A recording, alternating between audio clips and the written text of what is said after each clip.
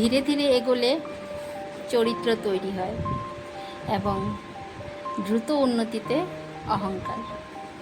এটা কথাই আছে, তোমরা সবাই জানো। তবু আমরা কেন এমন করি? আমরা মনে করি আমি সেরা, আমি পেরেছি, কেউ পারেনি আমার মতো। এই শুরুতেই আমাদের অহংকারটা এসে যায়। তাতে কি হয়?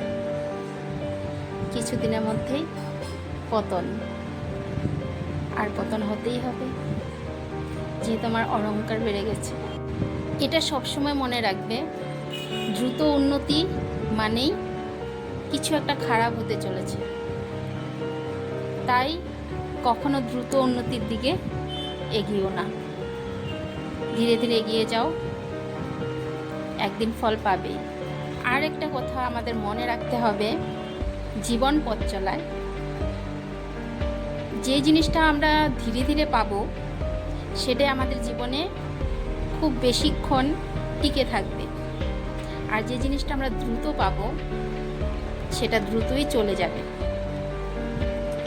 মাথায় রেখো, খুব সহজে পাওয়া জিনিসটা আমরা খুব সহজে হারিয়ে ফেলি। তো কিছু একটা পাওয়ার আগে নিজেকে সময় দাও, ধৈর্য রাখো। ধন্যবাদ পুরোটা দেখার জন্য। যদি তোমরা একমত হয়ে থাকো তাহলে প্লিজ কমেন্ট করে জানাবে। Thank you.